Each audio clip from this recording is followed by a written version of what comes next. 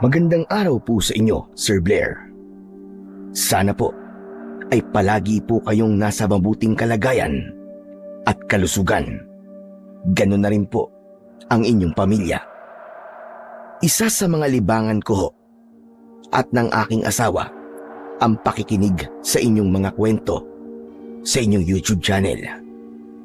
Mas gumagana kasi ang imahinasyon namin sa pakikinig, lalo na't sinasabayan pa ng inyong napakahusay na narration.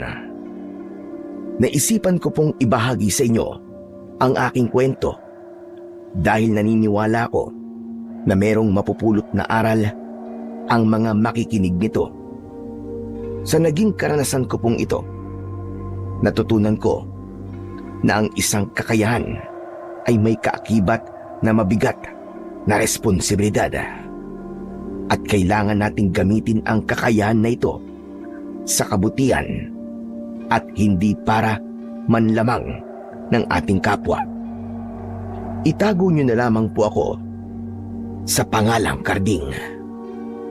At ito ang aking kwento. Ang kwentong ito ay nangyari noong kakakasal pa lang namin ng aking asawa na si Rowena. Nakatira kami noon sa maliit na baryo sa Dueñas, sa Iloilo. Noon ay tahimik at simple ang pamumuhay namin doon ng aking asawa. Kilala ako sa aming lugar bilang mahusay na albularyo. Galing ako sa pamilya ng mahuhusay na albularyo, Sir Blair. Ang kwento sa akin ng lolo ko, kahit ang mga ninuno namin ay nakilala bilang magaling na albularyo at nagpasa-pasa ang kakayahan na yon sa bawat henerasyon. Sa pamilya namin, ako na lang ang nag-iisang marunong manggamot sa tradisyonal na pamamaraan. Kaya nasa akin ang tungkulin na ipasa yon sa kahit isa sa magiging anak namin ni Rowena.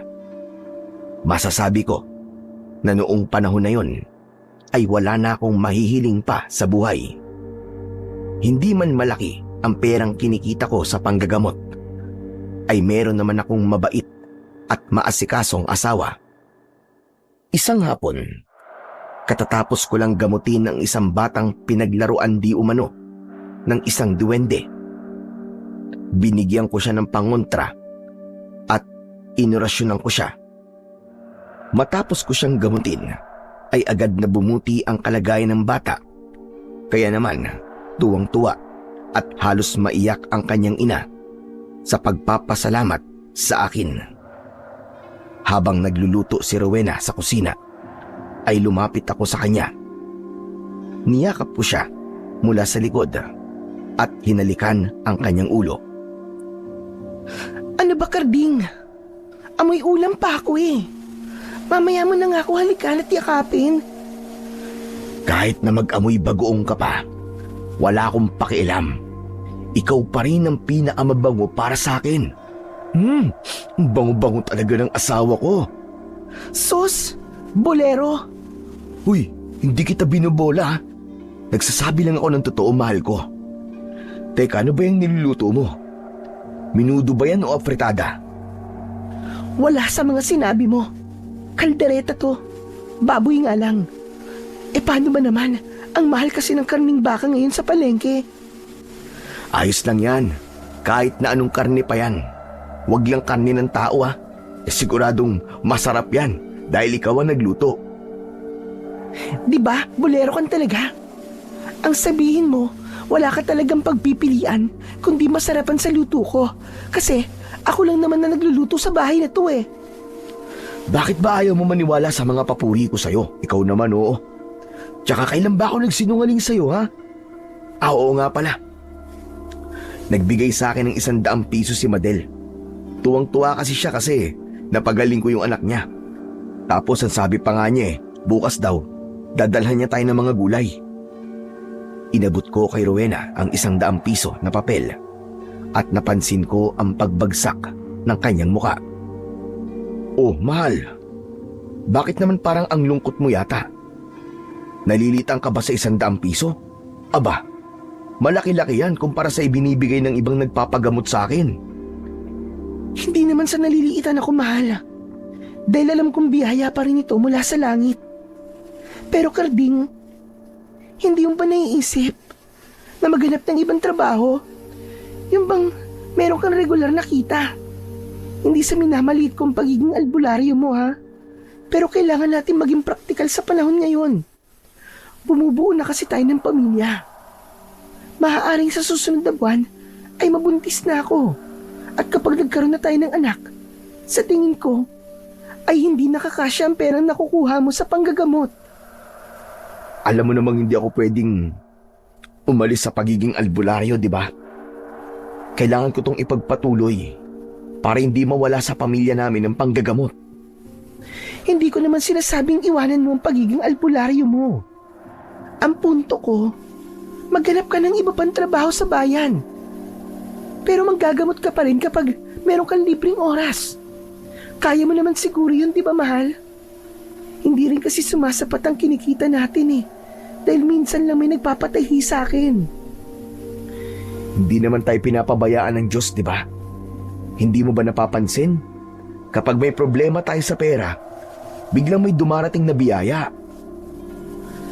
Dapat ba na palagi na lamang ganun? Dapat bang palagi tayong aasa sa biyaya ng Diyos? Na kahit ng totoo, nasa atin pa rin na magiging kaparaanan natin. Kung paano tayo uunlad. Kontento ka na ba sa ganitong buhay natin na isang kahit isang tuka at naghihintay ng kapalaran? Rowena, bakit parang sa sinabi mo ay nawawalan ka na ng tiwala sa Diyos? Totoo lang naman ang sinasabi ko, Karding eh. Hindi sa wala akong tiwala sa Diyos. Pero hindi pwedeng lahat ay iaasa natin sa Kanya. Pero sige, kung ayaw mo talaga maghanap ng ibang trabaho, ikaw ang bahala. Basta nagsabi na ako sa'yo, Karding ah. Pwede bang lumayo ka na muna sa akin para matapos ko na ito niluluto ko? Alam ko na hindi maganda ang mood ng asawa ko kapag pinapalayo niya na ako sa kanya. Kaya naman, hindi na ako nagsalita pa. Tahimik akong lumabas ng bahay at umupo sa mahabang upuan na nasa ilalim ng isang puno ng mangga. Naiintindihan ko naman ang punto ni Rowena. Nais niyang maging praktikal ako. Iniisip lang niya ang kinabukasan namin ng magiging anak namin. Ngunit hindi ko talaga kayang maghanap ng ibang trabaho dahil nangako ako noon sa tatay at lolo ko na ang panggagamot ang pagtutuunan ko ng pansin. Nasa gitna ako ng aking pag-iisip nang dumating ang aking kababata at matalik na kaibigan na si Rogelio. Gaya ko, ay ulila na sa pamilya si Rogelio at isa siyang karpintero sa aming baryo. Umupo siya sa tabi ko pero hindi ko man lang siya tinignan dahil sa lalim ng aking iniisip. Hoy, pre! Pre! Aba, kanina pa ako nandito pero parang di mo ako nakikita. May problema ka ba? Parang napakalalim naman yung iniisip mo. Pasensya ka na, pre, ha? Nagalit kasi si Rowena sa akin eh. Oh, ano ba ginawa mo? Sandali. Huwag mo sabihin na nahuli ka niyang may ibang babae. Naku, para naman, mahirap yan.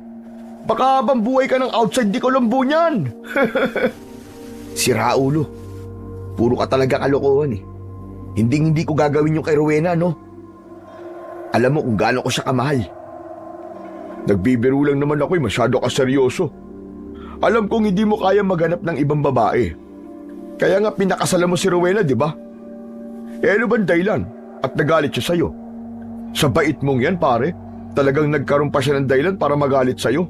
Aba, kakaiba naman yata yun. Gusto niya kasi maghanap ako ng ibang trabaho. Gusto niya kasi na maging handa kami pagdating sa pinansyal kapag nagkaroon na kami ng anak. Bakit?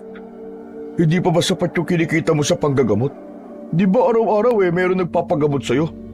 Kahit nga yung hindi mga taga rito sa Dueñas ay siya yung nagpapagamot kasi ang dami na rin nakakakilala sa'yo. Kahit araw-araw na may nagpapagamot sa akin, di pa rin malaki ang kinikita ko. Di kasi ako naniningil sa serbisyong ginagawa ko eh. Kung magkano lang ang gustong ibigay nila sa akin, tinatanggap ko. Minsan nga kahit wala, ayos lang sa akin eh. Hindi ba? Alam naman yan ni Rowena bago ka pa niya pakasalan.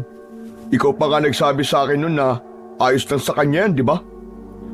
Oo nga, pero siguro nagbago na ang pananaw niya sa buhay. Kasi nga bumubuo na kami ng pamilya. Naiintindihan ko naman siya, Roelio. Alam kong iniisip lang niya ang magiging buhay namin at ng magiging anak namin sa hinaharap. Yun naman pala eh. Naiintindihan mo naman pala ang asawa mo eh. Bakit di mo nalang siya sundin? Maganda ang intensyon niya, pare. Kung gusto mo, pwede kitang isama sa mga racket ko sa pagkakarpintero. Ang dami pa naman nagpapagawa ngayon ng bahay sa bayan. Kapag kasi nagkaroon ako ng ibang trabaho, ay mawawala na ang focus ko sa panggagamot. At yan ang ayaw kong mangyari, pare. Lalo na't nangako ko sa tatay at lolo ko na hanggang sa mamatay ako ay manggagamot ako. Baka kapag hindi ko natupad yun, ay baka bumangon pa sila sa hukay at pagtulungan nila akong sakalin. Pero hindi naman ibig sabihin na may trabaho kang iba ay kakalimutan mo na ang pagiging albularyo mo, pare. Pwede ka pa rin manggamot kapag may pagkakataon. Alam ko, pero baka mawala tong kakayahan ko kapag hindi ko na to ginagawa araw-araw eh. Kumbagay, baka kalawangin ako. Ayoko mawala ang kakayahan kong to. Kasi pamana pa sa akin to ng tatay at lolo ko. Medyo mahirap nga yung sitwasyon mo. Kahit ako, hindi ko alam kung sino sa inyo ni Rowena ang tama. Hindi ko kailangan malaman kung sino ang tama sa aming dalawa. Ang kailangan lang ay maintindihan namin ng isa't isa. Ako naiintindihan ko si Rowena. Kaya sana, maintindihan niya rin ako. Pare, alam ko na ang solusyon sa problema mong yan. Ano pre? Baka kalokohan na naman yan ha? Hindi to kalokohan. Naisip ko lang kasi, kung ayaw mo maghanap ng ibang trabaho, kasi ayaw mo mapabayaan ng panggagamot mo, bakit hindi mo nalang gawing negosyo yung pagiging albularyo mo, di ba? Teka, anong ibig mo sabihin? Paano ko gagawing negosyo ang panggagamot ko? Simple lang. Magtakda ka ng halaga ng perang ibabayad sa'yo ng mga nagpapagamot sa'yo. Kapag simpleng sakit, maliit lang ang singilin mo. Pero kapag mahirap na kaso, aba syempre, mas malaki din. Para hindi na barya-barya lang ang binabayad sa serbisyo mo. Hindi rin kasi biro yung ginagawa mo eh. Isipin mo para kang doktor. Hindi ba ganyan ang mga doktor? Depende ang ibabayad mo sa kanila sa kung anong sakit ng pasyente o kung anong serbisyo ang gagawin nila. Hindi ko pwedeng gawin yan pare. Maigpit na bili ng tatay ko na wag akong maniningil. Ang pwede ko lang tanggapin ay donasyon. Hindi naman kasi negosyo tong kakayahan ko eh. Saka kung maniningil ako ng malaki, baka wala na magpagamot sa akin. Karamihan kasi sa mga nagpapagamot sa akin ay yung walang-wala rin sa buhay. At sa akin lang naman dapat maging practical ka. Maiintindihan ka naman siguro ng mga pasyente mo kasi mahirap na ang buhay ngayon eh. Kung hindi ka gagawa ng paraan para kumita ng pera, aba, baka mamaya yan eh, mamatay kang dilat dahil sa gutom. Di ko talaga pwedeng gawin yung sinasabi mo pare. Pagtulong sa mga nangangailangan ang talagang dahilan ko kung bakit ako nang gagamot. Hindi ko kayang samantalain ang pangangailangan ng mga tao para gatasan sila ng pera. Hindi mo naman sila gagatasan eh. Nakikinabang sila sa'yo. Kaya walang mali kung makinabang ka rin sa kanila. Magsasalita pa sana ako nang nakita ko si Rowena sa pintuan ng aming bahay. Luto na ang ulam natin. Kumain na tayo. Ay, Rogelio. Nandiyan ka pala. Nagapunan ka na ba? Hindi pa nga eh. Wala pa nga akong sinaing sa bahay eh. Di dito ka na magapunan. Marami kasi yung niluto kong kalderetang baboy. Tara! Talaga? Aba, sige ba? Hindi ko tatanggihan yan. Lalo't matagal na akong hindi nakakakain ng kaldereta. Kapag siniswerte ka nga naman, oo. Hanep pa. Mukhang sinakto mo talaga na maghahapunan kami nang pumunta ka rito ah. Ikaw naman, binubuko mo naman ako. Siyempre, alam ko kasi masarap magluto si Rowena eh. Hindi naman ako masarap magluto. Puro prito lang naman ang alam ko. Bakit kasi hindi ka pa mag-asawa para meron na nagluluto para sa'yo? Saka na yan. Saka sarili ko nga. Hirap na hirap pa akong buhayin eh. Tapos mag-aasawa pa ako. Makapaghihintay naman yan eh. Mamaya na kayo magkwentuhan dyan. Halina kayo, lumalamig na ang pagkain. Pumasok na kami ni Rogelio sa bahay at dumulog kami sa pagkainan. Naging magana ang aking pagkain dahil sa sarap ng kaldereta na luto ng aking asawa. Pero habang kumakain kami, ay pansin ko ang kanyang pananahimik. Alam ko na masama pa rin ang loob niya dahil sa naging pag-uusap namin kanina. Ganun pa man, umasa ako na maiintindihan ako ni Rowena sa desisyon ko. Ipinagdasal ko na sana ay maunawaan niya na hindi ko pwedeng pabayaan ang aking panggagamot dahil yon ay pamana pa sa akin ng tatay at lolo ko. Pagkatapos ng aming hapunan, ay naglabas ng hinog na mangga si Rowena bilang panghimagas. Pinagbalot pa nga niya si Rogelio ng kaldereta para meron itong makakain kung sakaling magutom mamaya. Nako, maraming salamat Rowena. Talagang hindi pwedeng wala akong bitbit kapag dito ako kumakain sa inyo. Marami pa kasing natira sa niluto ko. Sayang naman kung mapapanis lang. Sa bagay, mas okay na mapakinabangan na ng bituka ko tong kaldereta mo. O sige, uwi na pala ako. Maraming salamat ulit sa masarap na hapunan ha.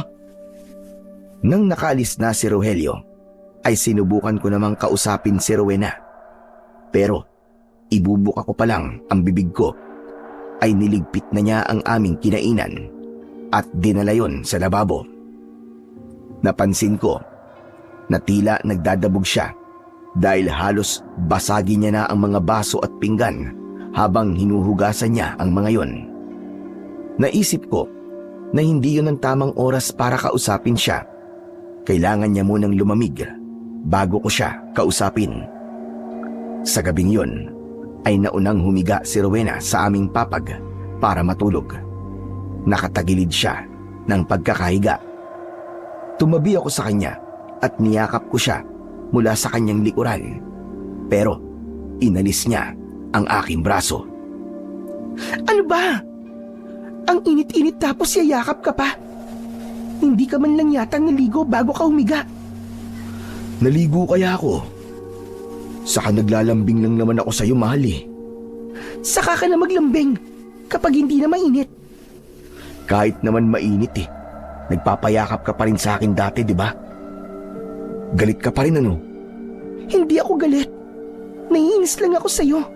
Kasi hindi mo ako pinapakinggan. Magkaiba yun. Naiintindihan naman kita, Rowena. Kung naiintindihan mo ako, bakit hindi mo gawin ang sinasabi ko sa'yo?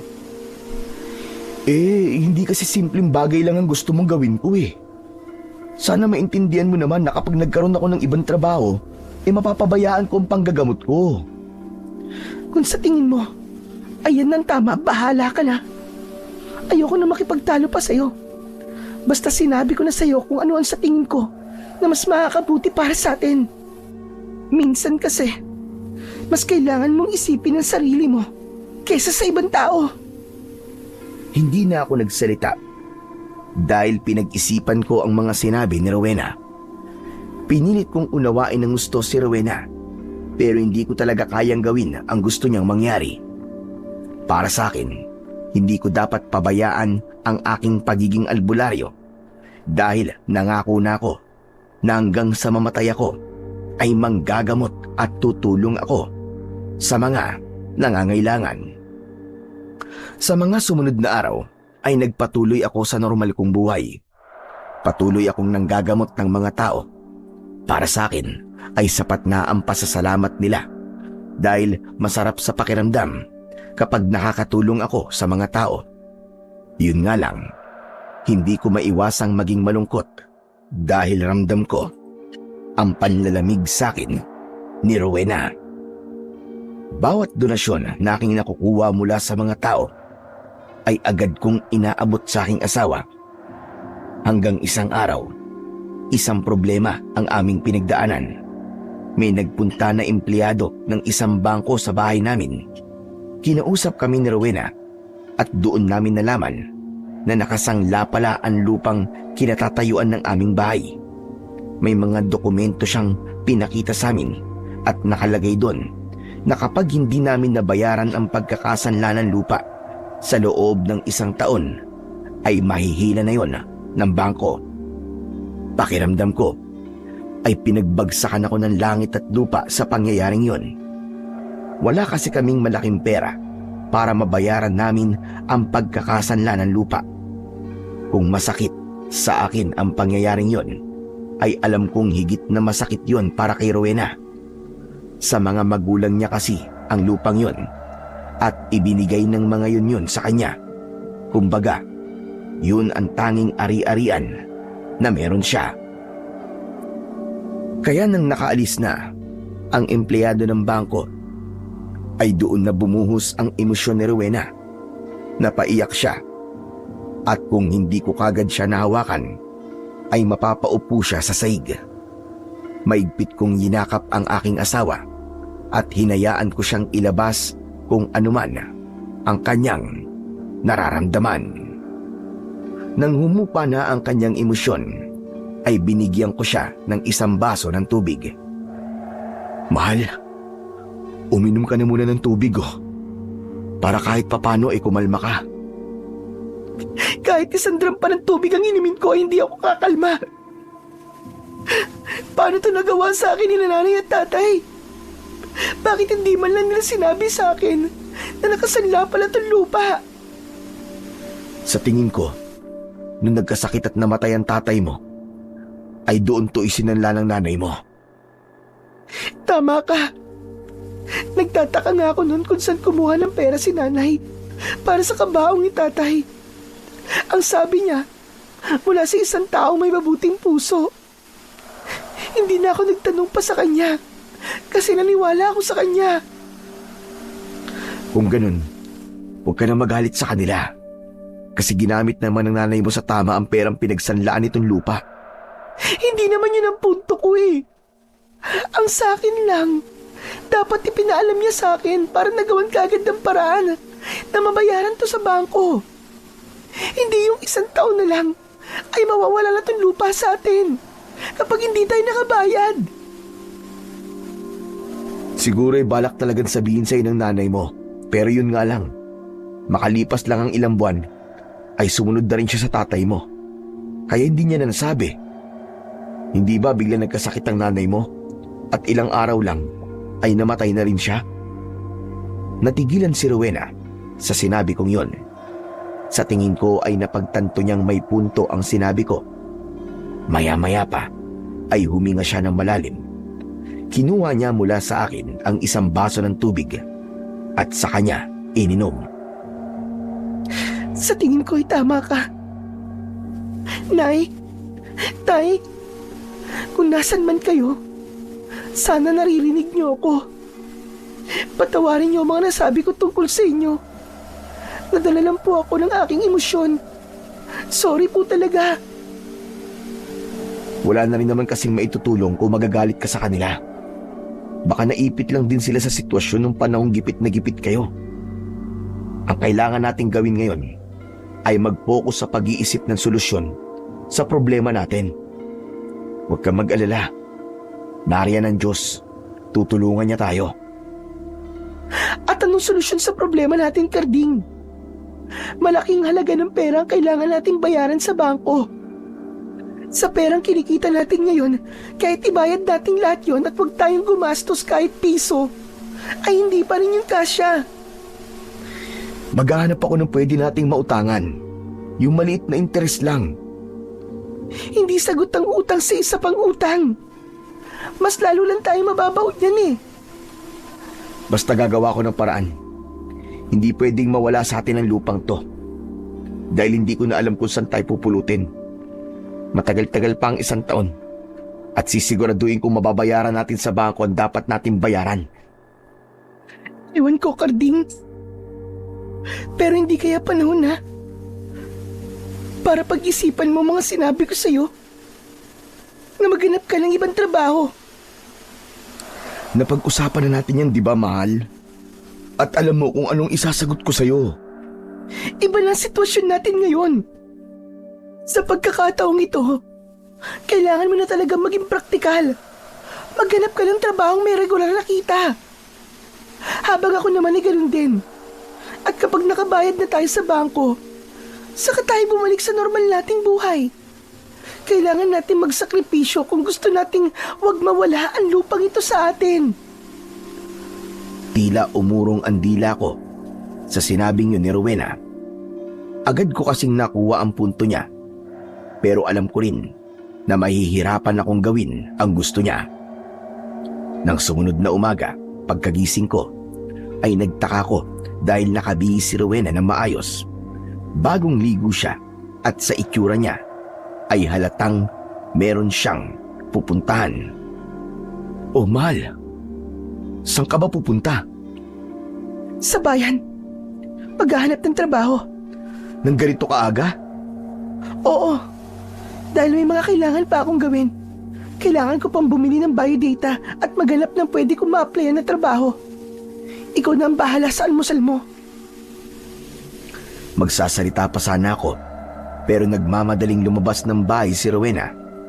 Ramdam ko pa rin ang inis niya sa akin. Pakiramdam ko tuloy ay wala akong kwentang asawa dahil mas nauna pang kumilos ang misis ko para bigyan ng solusyon ang aming problema. Bagsak ang balikat na tumayo ako at nagtungo sa kusina para magtimpla ng kape. Sa gitna ng aking pagkakape ay biglang dumating si Rogelio. Meron siyang dalang nilagang saging. Kumuha na rin siya ng baso at nagtimpla siya ng kape. O pare, dinalang ko kayo ng saging ni Rowena para makabawi doon sa kaldereta. Oh, sandali. Bakit parang sa mukha mo parang pasan mo ang buong mundo? Saka nasan si Rowena? Wala siya. Umalis. Ano? Iniwan ka na ni Rowena? Sira ulo. Anong iniwan ng pinagsasabi mo? Hindi ako iniwan ng asawa ko. May pinuntahan lang siya. Pupunta siya ng bayan ngayon. Eh ano naman gagawin niya sa bayan ng ganito kaaga? Maghahanap daw ng trabaho. Kahapon kasi may nagpunta rito na empleyado ng bangko. Nalaman namin na isinangla pala na nanay ni Rowena tong lupa namin. Kailangan namin itong matubos sa loob ng 1 taon dahil kung hindi, ay kukunin na sa amin to ng bangko. Anak ng... Diyos ko! Malaking problema nga yan, pare. Sinabi mo pa. Kaya nga naghahanap ng trabaho si Rowena ngayon kasi kailangan talaga namin ngayon ng pera. Pasensya ka na, pare, ha? Alam mo naman na wala akong maitutulong sa'yo. Maliit lang kasi ang kinikita ko sa trabaho, Minsan pa nga, kulang, Ano ka ba? Hindi mo naman obligasyon na tulungan kami dahil kaibigan kita. Malaking bagay na tong nasasabi ko sa'yo, ang mga pinagdadaanan namin mag-asawa. Buti naman. Akala ko kasi mangungutang ka sa akin, wala naman ako mapapautang sa'yo. De, biro lang. Pero ikaw, pare, ano nang plano mo ngayon? Kung naghahanap na ng trabaho si Rowena, ibig sabihin, ay ganun na rin ang gagawin mo? Yun ang gusto ni Rowena na gawin ko. Pero alam mo naman na hindi ko pwedeng pabayaan ang panggagamot ko, di ba? Lalo na sa panahon ngayon na parang lahat yata ng mga tao ay nagkakasakit. Di samantalahin mo ang sitwasyon. Kung marami nagkakasakit ngayon, ibig sabihin, ay mas marami magpapagamot sa'yo. Taasan mo ang sigil mo sa serbisyo mo, pare. Hindi kaya karmahin na ako niyan? Naghihirap at nagkakasakit na nga mga tao tapos pagsasamantalaan ko pa sila. Ayoko nun, pare. Hindi ko kakayanin. Pambira ka. Bakit naman kasi iniisip mo na pananamantala ang paniningil sa panggagamot mo? Normal lang naman na maningil ka. Dahil may binibigay ka serbisyo Ay nako, pero ikaw ang bahala. Ako naman nagsasabi lang ako nang sa tingin ko ay paraan para makabayad kayo sa bangko. Pero ikaw pa rin na masusunod kasi buhay mo yan Napailing na lang ako At saka ko pinag-isipan ang sinabi ni Rogelio. Nang sandaling yon, ay parang natukso na akong gawin ang sinabi niya. Pero sa tuwing iniisip ko ang mga taong nagpapagamot sa akin ang mahihirapan, ay agad akong inuusig ng aking konsensya. Buong maghapon akong naging abala sa panggagamot. Totoo kasi na marami ang nagkakasakit, kaya halos magkaroon ng pila sa labas ng aking bahay para sa mga may lagnat at ubo. Pero hindi ako makapag-concentrate sa aking ginagawa dahil hindi maalis-alis sa isip ko si Rowena. Hindi ko kasi alam kung ano na ang nangyayari sa kanya. Ipinagdasal ko na lang na sana ay maging ligtas siya at makahanap siya ng maayos na trabaho. 6:00 na ng gabi pero wala pa rin ang asawa ko. Nagsaing na muna ako para pagdating niya ay ulam na lang ang aming iisipin. Habang nakasalang ang sinaing, ay narinig ko ang pagbukas ng pinto. Agad akong nagtungo sa sala at napakunot ang noo ko nang makita ko ang itsura ni Rowena. Magulo ang buhok niya at gusot ang kanyang damit. Namumugto ang mga mata niya. Kaya nahinuha kong galing siya sa matinding pag-iyak. Nag-aalala akong lumapit sa kanya. Hinawakan ko ang magkabilaan niyang balikat. Mahal ko, ano nangyari sa'yo? Bakit ganyan ang itsura mo? Karding, muntik na ako mapagsamantalahan. Ano sabi mo? Muntik na ako mapagsamantalahan. Diyos ko, bakit? Paano? May ina-applyan akong isang manpower agency sa bayan. Nung ini-interview na ako ng lalaki, ang sabi niya, ilalagay niya ako sa magandang kumpanya at mataas daw kagad ang posisyon ko. Pero kapalit nun, ay kailangan may mangyari sa amin. Nung hindi ako pumayag at aalis na sana ako, doon niya na ako ginamitan ng puwersa, mabuti na lang. At nagawa ko makatakas. Dahil kung hindi... Hindi na nagawang tapusin ni Rowena ang kanyang sinasabi dahil napahagulgul na siya ng iyak. Maigpit ko siyang niyakap at hinayaan ko siyang umiyak sa balikat ko. Nagpuyos sa galit ang dibdib ko. Hindi ko akalain na sa kagustuhan ng asawa ko na maghanap ng trabaho ay mangyayari yon sa kanya. Hayop yun ah. Samahan mo ako sa lalaking yun ngayon din at sisiguraduhin kong magsisisi siya sa ginawa niya sa'yo. Wag na! Wag na, Karding! Baka kung ano pang mangyari sa'yo. Ang importante naman hindi siya nagtagumpay sa balak niya sa akin. Kahit kahit magdemanda na lang tayo, kailangan makulong ang hayop na yun. Kung kakasuhan natin siya, gastos pa yun. Hindi na natin kakayanin kung gagastos pa tayo.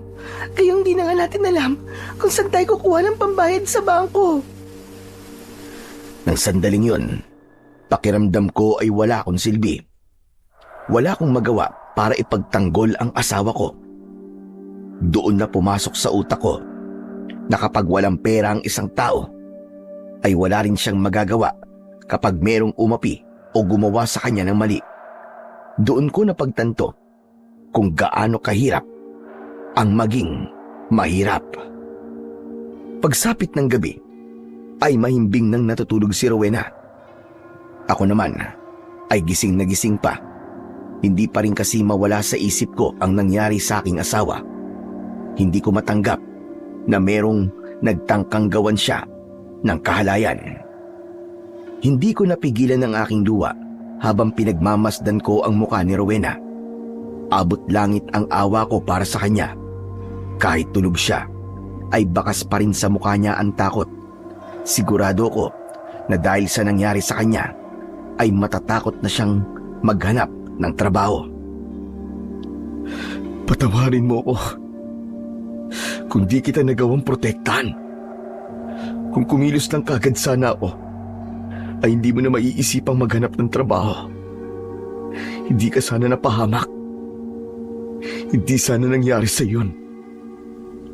Pero pangako, mahal ko, hindi na ako papayag na mangyari ulit yun sa'yo. Masuyo kong ginawaran ng halik sa noo si Rowena.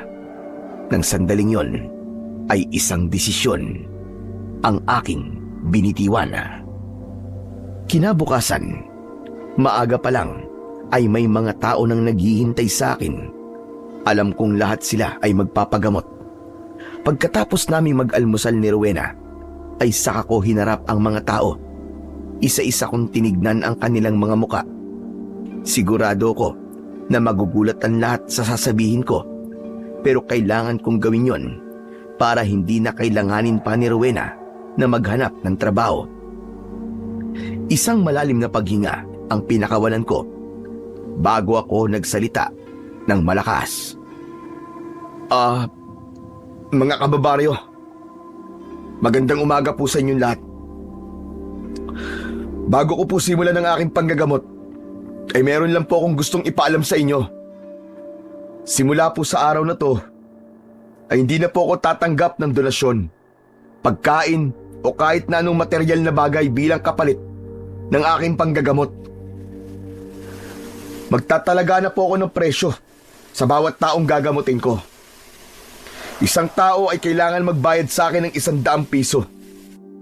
Pero maaari po itong tumaas. Depende po sa sakit ng magpapagamot. Alam kong mahirap po ang buhay ngayon. At malaking halaga na para sa iba ang 100 piso. Pero kailangan ko pong gawin to. Dumadaan kasi kami ng aking asawa sa isang mabigat na problema. At kailangan namin makaipon ng malaking halaga ng pera. Kaya kung sino po ang kaya magbayad ng 100 piso o higit pa para sa aking serbisyo, ay pumila po kayo na maayos. Para naman po, sa mga hindi kaya ang aking presyo, malaya po kayong umalis. Parang sinuntok ng paulit-ulit ang dibdib ko nang nakita ko ang lungkot at pagkabigla sa lahat ng mga taong nasa aking harapan. May iba na nagbulungan at umalis na lang. Gusto ko sanang habulin ng umalis, pero sinabi ko sa sarili ko na kailangan kong panindigan ang aking desisyon. Mahigit sa kalahati ang umalis, habang ang mga natira ay maayos na pumila. Maraming salamat po. Sandali lamang po at ihahanda ko muna ang mga gamit ko. Mabigat ang loob ko nang bumalik ako sa loob ng bahay. Napahinto ako nang salubungin ako ni Rowena. May pagtataka sa kanyang muka. Tama bang narinig ko? Maniningil ka na sa mga tao nagpapagamot sa'yo? Oo, mahal. Ito kasi yung parang naisip ko para mabilis tayong makapag-ipon ng perang pambayad natin sa bangko. Karding, hindi ko sinabi na maningil ka ng malaki sa mga magpapagamot sa'yo. Ang sinabi ko, maghanap ka ng trabaho na may regular na sahod. Baka kasi nagkamali ka ng pagkakaintindi sa sinabi ko. Sarili kong desisyon to, Rowena. Siguro naman walang magagalit sa akin. Dahil sa napakahabang panahon, ay donasyon lamang ang tinanggap ko sa kanila. Saka hindi naman to habang buhay eh. Kapag nakabayad na tayo sa bangko, ay hindi na ulit ako maniningil. Pero kawawa naman ang mga tao, Karding. Masyadong malaki ang 100 piso. Alam ko na malaki ang 100 piso. Pero malaking halaga din ang pera ang kailangan natin. Hayaan mo, Rowena. Sigurado ako na sa ula lang naman maninibago ang mga tao. Pero kapag tumagal na, masasanay din sila. Sige na, mamaya na lang tayo mag-usap. At kailangan ko ng simulan ng panggagamot ko. Nilagpasan ko si Rowena at sinimulan ko nang ihanda ang mga gamit ko. Pagkatapos nun, ay pinapasok ko na ang unang gagamutin ko. Iba ang pakiramdam ko ng sandaling yon. Yun ang unang beses na pakiramdam ko ay nagtatrabaho ako at hindi naglilingkod. Nang matapos ko na siyang gamutin, ay nagdalawang isip pa ako na tanggapin ang perang ibabayad niya sa akin. Nilunok ko ang aking konsensya at sinabi ko sa aking sarili na kailangan ko lang gawin yon para makabayad kami sa bangko. Pagsapit ng hapon ay natapos ko na ang panggagamot. Nasa sala ko at binibilang ko ang kinita ko sa maghapon. Nasa harapan ko si Rowena at pinapanood niya ako. Maya-maya pa ay inabot ko kay Rowena ang lahat ng pera. 2,300 ang kinita natin ngayong araw. Yung iba kasi ay nilakihang konsingil dahil mahirap gamutin ang sakit nila. Karding, hindi kaya karmahin tayo sa ginagawa nating to? Wala tayong magagawa, Rowena, kundi gawin to. Sigurado naman ako na maiintindihan ako ng Diyos at pati ng tatay at lolo ko. Kung di ko gagawin to, hindi tayo makakapag-ipon ng pera na pambayad sa bangko. Naisip ko rin kasi na total, hindi ko kayang iwanan ng panggagamot, ay gamitin ko na lang to para matapos ng problema natin. Ewan ko, Karding ha. Pero hindi maganda ang pakiramdam ko sa ginagawa mong ito. Pero sige, magtitiwala ako sa'yo. Siguro nga, ay ito lamang ang solusyon para matapos ng problema natin. Hindi ko na rin kasi kaya maghanap ng trabaho matapos ng nangyari sa akin. Naiintindihan kita, mahal ko. Kahit ako, ayoko nang mag-a-apply ka pa ng trabaho at baka maulit pa yung nangyari sa'yo. Dito ka na lang sa bahay. Mas ligtas ka rito. Hayaan mo na lang na ako magtrabaho dahil ako ang lalaki. Ano ka ba? Sa panahon ngayon, wala nang kaso kahit nagtatrabaho pa ang babae. Maganda nga yun kasi magkatulong ang mag-asawa sa pagpasok ng pera sa pamilya nila. Hayaan mo, kapag nawala na tong takot ko, ay susubukan ko ulit maghanap ng trabaho. Mag-iingat na lang ako sa susunod. Pagkatapos namin mag-usap ni Rowena, ay itinabi na niya ang perang kinita ko sa maghapon. Hindi ko maiwasang makaramdam ng matinding pag-usig ng konsensya. Kung meron lang sanang ibang paraan, ay hindi ko sana gagamitin ang aking pagiging albularyo para kumita ng malaking pera. Pero wala akong magagawa, kundi tigasan ang aking puso dahil hindi talaga ako mabibigyan ng solusyon. Ang problema namin kung patuloy kong susundin ang aking puso. Upang hindi na ako mahirapan na magpaulit-ulit sa pagsasabi sa mga tao tungkol sa paniningil ko sa aking panggagamot, ay nagsulat ako sa papel kung magkano ang singil ko sa bawat magpapagamot sa akin. Ipinaskil ko yon sa harapan ng aming pinto para mas madali yung makita ng mga tao. Marami ang hindi nagustuhan ang aking paniningil, ngunit may iba rin na walang nagawa kundi ang magbayad kapalit ng aking panggagamot. Unti-unti ay nasanay na ako sa ganon.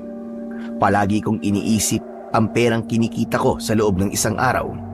Di hama kasi na mas malaki yun kumpara sa perang nakukuha ko nung tanging donasyon lamang ang aking tinatanggap mula sa kanila.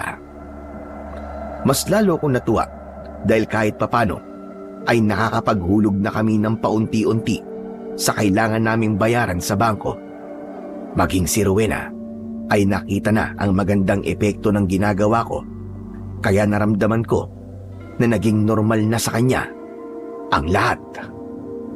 Isang umaga, bumisita ang kaibigan kong si Rogelio sa bahay. Gaya ng dati, ay dire-diretso siyang pumasok at umupo sa pagkainan habang nag-aalmusal kami ni Rowena. Uy! Ang dami niyo yatang almusal ngayon ah! May itlog na, may hotdog pa! Aba, tamang-tama kasi hindi pa ako nag-aalmusal eh. Ang lakas talaga ng pang-amoy mo. Bilib talaga ako sa'yo, Rogelio. Kahit sa malayo, alam mo kung kumakain kami, no? Teka, saan ka ba galing? Bakit parang ilang araw yata kitang hindi nakikita? Nagpunta ako sa Maynila. Nagbaka sakali ako na makakahanap ako ng maayos sa trabaho. Pero wala, minalas ako eh. Naubos na lang yung pera ko, pero hindi pa rin ako nakakahanap ng trabaho. Siguro nga hanggang dito na lang ako sa baryo natin. Ayos lang yan. Malay mo, nandito sa baryo natin ang swerte mo. Sana nga. Ay oo nga pala, nabasa ko yung nakapaskil sa may pinto nyo ah. Totoo ba yun? Naniningil ka ng 100 piso o higit pa sa magpapagamot sa'yo? Wala na kasi ako magagawa kundi gawin yun. Kasi kung hindi, baka hindi kami makabayad ni Rowena sa bangko. Hindi kasi talaga pwedeng mawala itong lupang kinatatayuan ng bahay namin eh.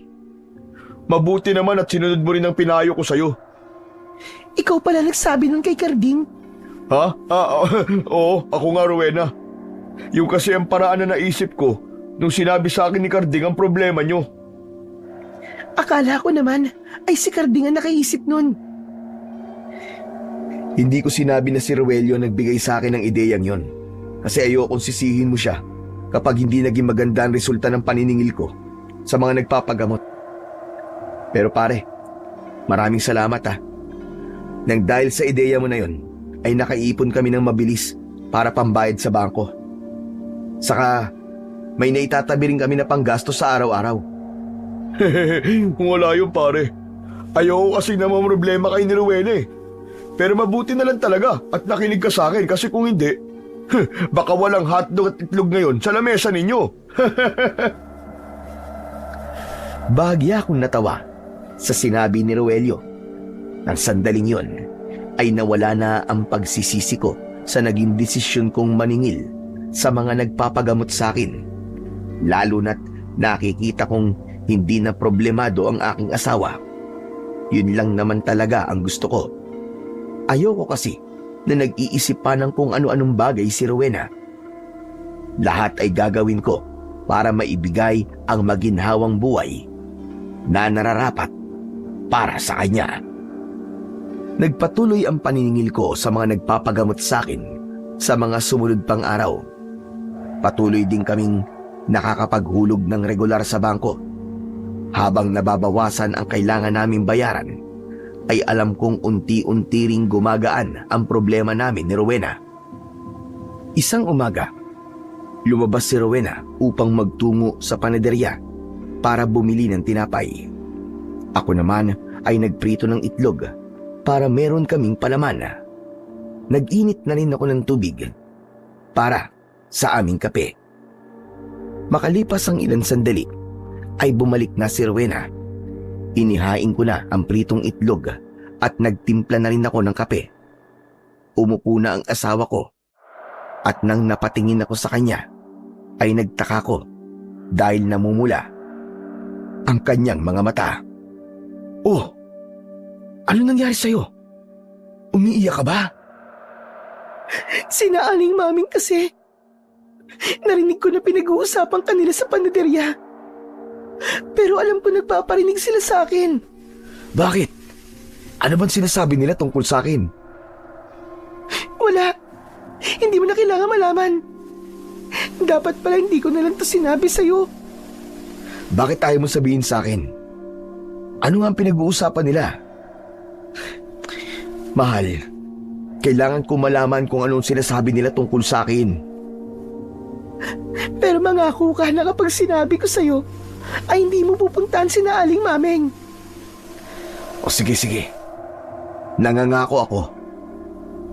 Ang sabi nila, masyado raw tayo nagmamadaling yumaman, kaya bigla ka naningil sa mga nagpapagamot sa'yo. Tapos ang sabi pa nila, kakarmahin daw tayo sa ginagawa natin. Kasi hindi naman daw ganito ang ginagawa noon ng tatay at lolo mo.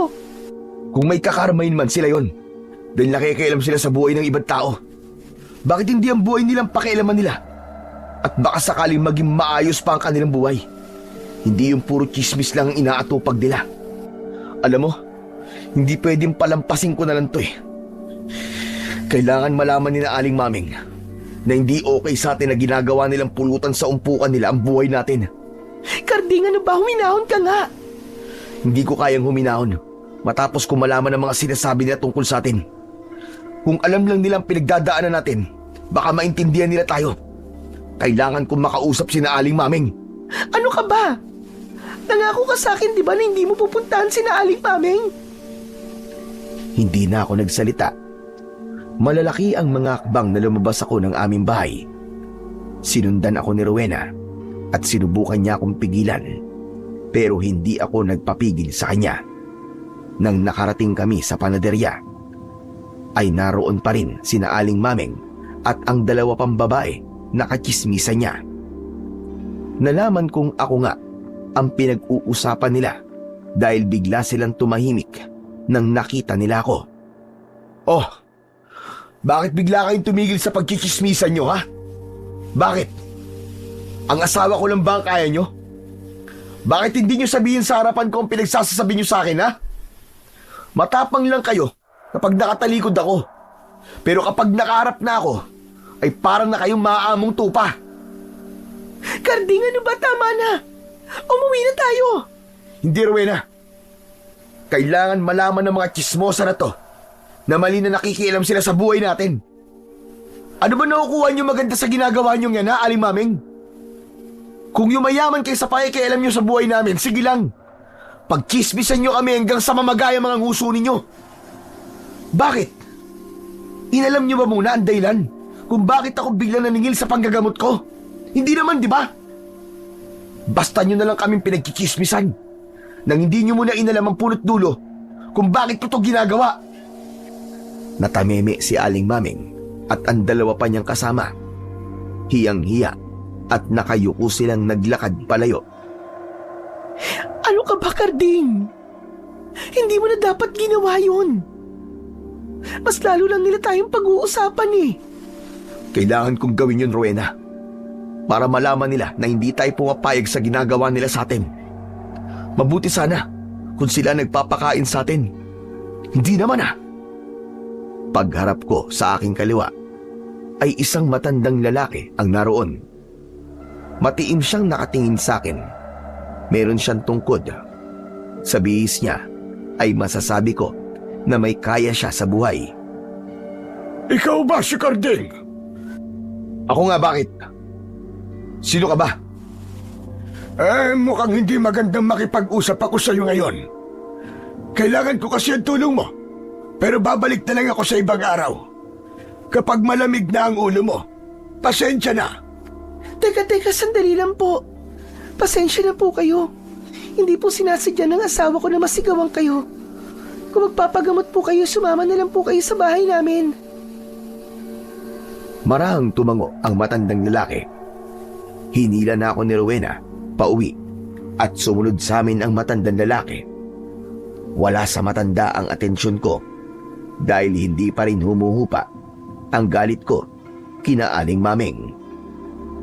Pagdating sa bahay ay pinaupo ni Rowena ang matandang lalaki sa aming maliit na sala. Ako ang humarap sa kanya kasi sa akin siya may kailangan. Pasensya na po kay Tatang kung nasigawan ko po kayo kanina. Mangyaring mainit po kasi ang ulo ko dahil sa mga taong pinag-uusapan ng buhay namin ng aking asawa. Walang kaso yun sa akin. Talagang may mga araw na mainit ang ulo natin. Ay, ako nga pala si Silvano. Narinig ko tungkol sa iyo at nalaman ko na isa kang mahusay na albularyo. Kahit daw malubang sakit, ay kayang-kaya mong pagalingin. Ako po si Karding at yun naman po ang asawa kong si Rowena. Ano po palang sakit nyo?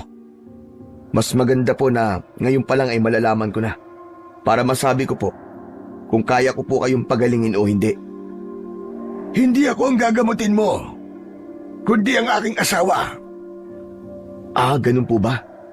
Dapat po'y sinama nyo rito para naman po personal ko po siya matignan. Kung kaya nga lang niya sumama rito, ay isinama ko na siya. Hindi na kasi siya nakakabangon sa kanyang higaan. Nandito ako para sana hilingin sa'yo na sumama ka sa bahay namin para makita mo siya. Gusto kong pagalingin mo siya, Karding. Wala naman pong problema na sumama ako sa inyo. Meron po talaga mga nagpapagamot sa akin na sinasadya ko po kasi hindi nila ako kayang puntahan. Matanong ko lang, ano po bang sakit ng asawa nyo? Sa totoo lang, ay hindi ko rin alam. Kahit ang mga doktor, ay hindi alam kung ano nangyayari sa aking asawa. Kaya ikaw na lang ang pag-asa ko. At huwag kang mag-alala. Dahil kung sakaling mapapagaling mo ang asawa ko, ay babayaran kita ng malaking halaga. Huwag po kayong mag-alala. Susubukan ko pong gamutin ang asawa nyo. Hindi mo man lang ba'y tatanong kung magkano ang ibabayad ko sa'yo? Depende po kasi sa sakit ng asawa nyo ang isisingil ko sa inyo. Pero kung madali ko lang po siya mapapagaling, ay 100 piso lang po ang ibabayad niyo po sa akin. Ano ka mo? 100 piso? Hindi yan ang sapat na kabayaran kung sakaling mapapagaling mo ang aking asawa.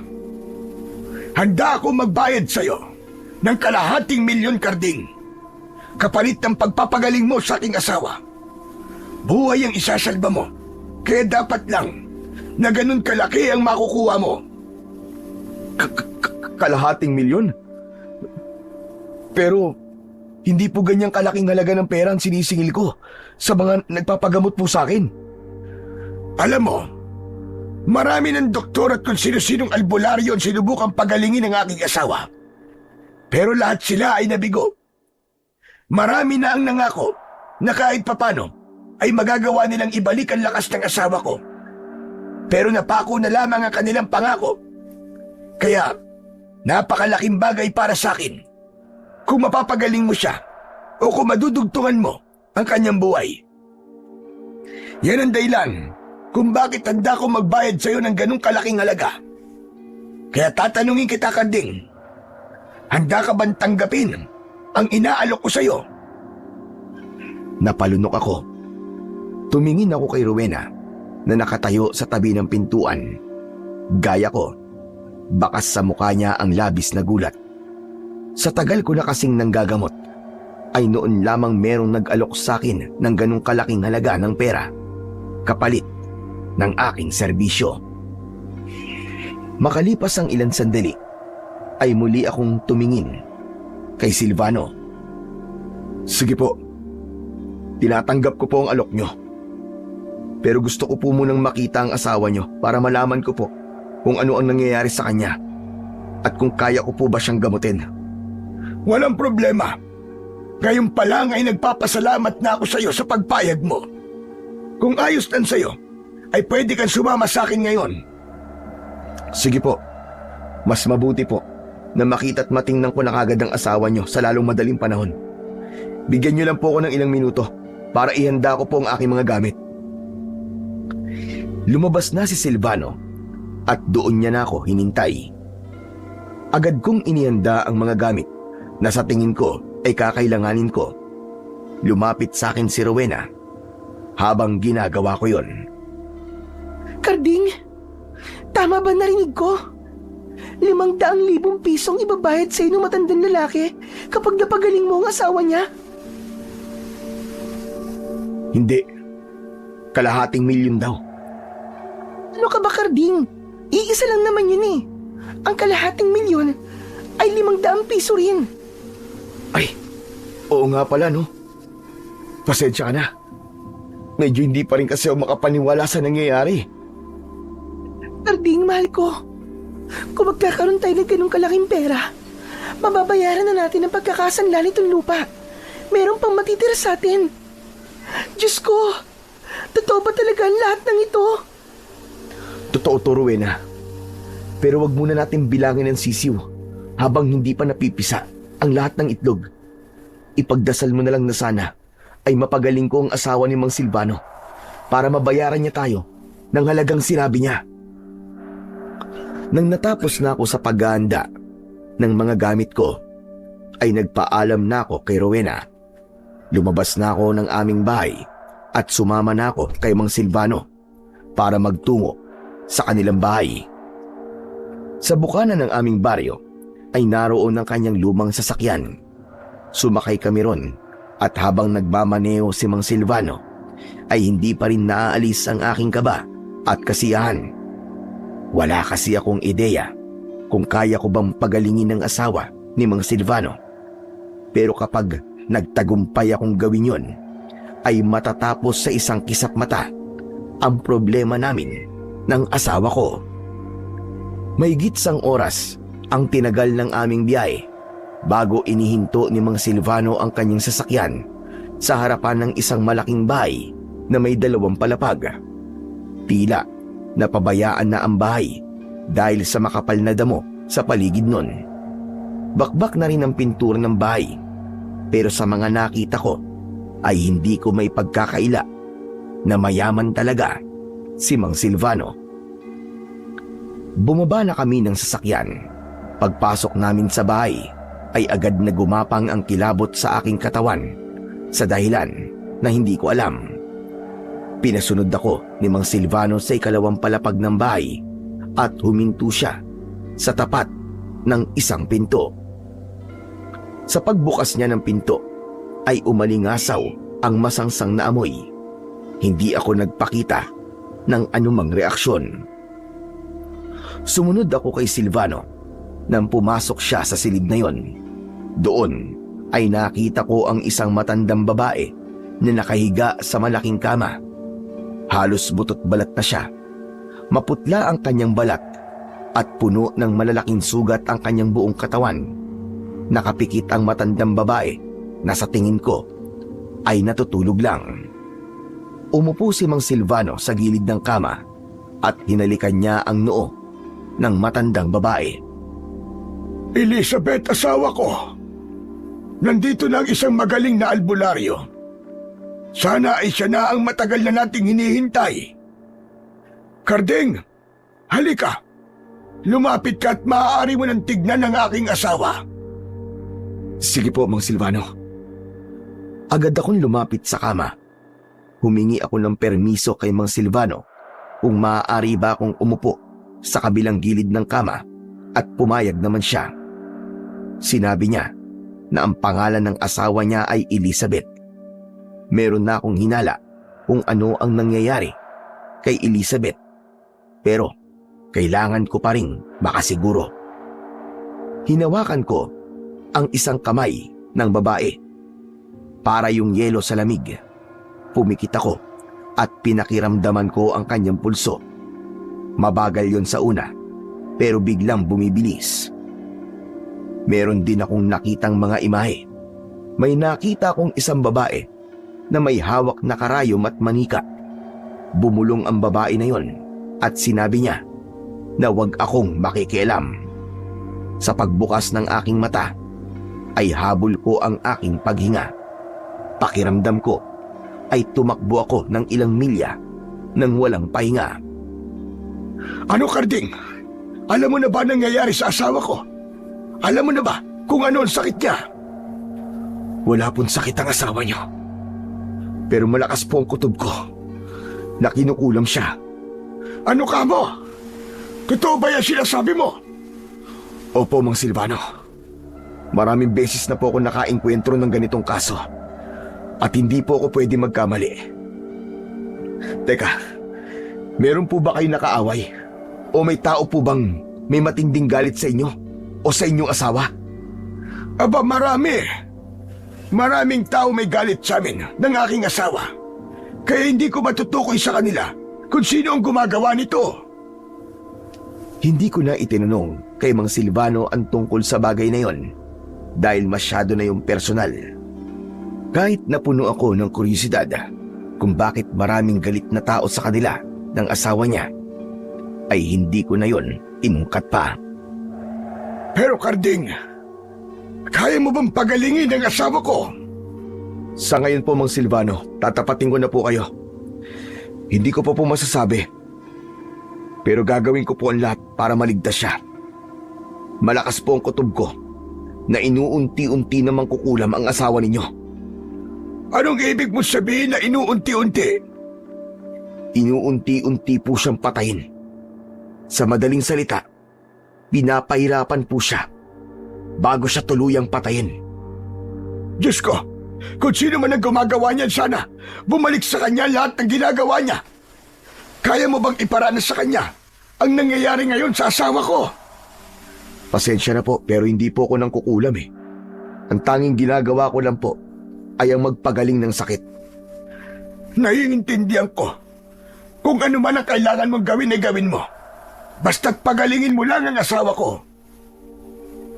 Puno ng kumpiyansa akong tumango. Mula sa dala kong bag ay inilabas ko ang isang medalyon at sinabi ko kay Mang Silvano na yon ay pangontra sa kulam at kailangan yung isuot ng kanyang asawa. Nang pumayag si Mang Silvano, ay inorasyonan ko muna ang medalyon bago ko yon inilagay sa leeg ni Elizabeth. Gagaling na ba ang asawa ko? Dahil sa medalyon na yan? Hindi po. Pangontra lang po yan. Ibig pong sabihin ay hindi na magagawa ng kumukulam sa kanya na dagdagan pa ang pagpapahirap sa asawa nyo. Pero depende pa rin po sa lakas ng mangkukulam ang bisa ng medalyon. Kung masyado siyang malakas o kung makakagawa siya ng paraan para kontrahin ng medalyon, ay magagawa pa rin po niyang pahirapan si Ma'am Elizabeth. Ganun ba? Pero mas mabuti na yan kaysa wala siyang pangontra. Tuwing gabi kasi sumasakit ang buong katawan niya. Sumisigaw siya sa sobrang sakit. Tignan niyo po mamayang gabi, Mang Silvano. Kung hindi na po yun mangyayari, kapag hindi na po sumakit ang katawan niya mamayang gabi, ibig pong sabihin ay gumana sa kanyang medalyon. Sa ngayon po ay kailangan ko munang umuwi dahil may mga gamit po akong hindi nadala. Hindi ko po kasi naisip na kinukulam pala ang asawa niyo. Kailan ka babalik dito? Bukas po ng umaga. Bukas din po, sisimulan ko na po ang panggagamot sa inyong asawa. Pumayag si Mang Silvano sa sinabi ko. Inihatid pa niya ako sa bahay at pagdating ko sa amin ay naabutan ko si Rowena. Nakausap si Roelio. Sigurado ko na sinabi na ni Rowena kay Roelio kung saan ako galing. Grabe! Naka-jackpot ka pare! Ano? Dalawa na ba yung kalahating milyon?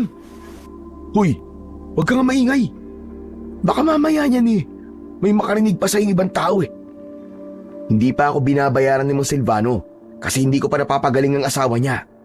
Pero bukas ay babalik ako sa kanila para gamutin yung asawa ni Mang Silvano. Bakit hindi mo pa ginamot ngayon? Ano bang sakit ng asawa ni Mang Silvano? Kinukulam siya. Kailangan ko ng malakas na orasyon para maalis yung kulam sa kanya.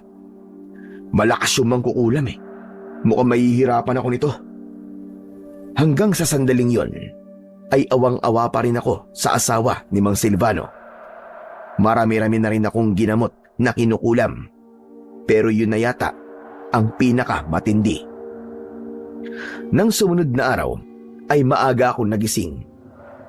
Siniguro ko, nadala ko na ang lahat ng kailangan ko. Dumating si Rogelio sa bahay namin at ang sabi niya ay gusto niya akong samahan dahil baka kailanganin ko ang tulong ni Rogelio. Ay pumayag na ako.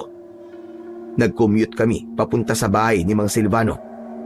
Agad kaming pinapasok ni Mang Silvano sa bahay niya nang kumatok ako sa pinto. Ipinakilala ko si Rogelio kay Mang Silvano at pagkatapos ay nagtungo na kami sa silid kung saan naroon ang asawa niya na si Ma'am Elizabeth. Ano po palang nangyari kagabi, Mang Silvano? Sumakit pa rin po ba ang katawan ng asawa niyo? Ay hindi na! Epektibo ang medalyon na ibinigay mo sa kanya. Simula nung mangyari yan sa kanya, ay kagabi lang hindi sumakit ang katawan niya. Mabuti naman po kung ganun. Pero kailangan maalis ko na ang kulam sa kanya. Kasi hindi tayo pwedeng umasa lang sa medalyon. Hindi po siya gagaling kung hindi po mapuputol ang koneksyon niya sa kumukulam sa kanya. Sige, gawin mo ang dapat mong gawin. Basta't gumaling lang ang asawa ko. Hindi na nga ako nagsayang ng oras at agad kong sinimulan ang aking panggagamot. Inilabas ko ang mga gamit na kailangan ko. Nagsindi ako ng mga kandila paikot sa kama. Yun ay bilang proteksyon at gabay ko sa aking gagawin. Kahit papano ay malaking bagay na kasama ko si Roelio. Siya kasi ang nag-aabot sa akin ng mga bagay na kailangan ko. Maya-maya pa ay nagdasal na ako. Nagsagawa ako ng ritual at doon ko na kinausap ang mangkukulam habang hawak ko ang kamay ni Ma'am Elizabeth. Naging matigas ang mangkukulam.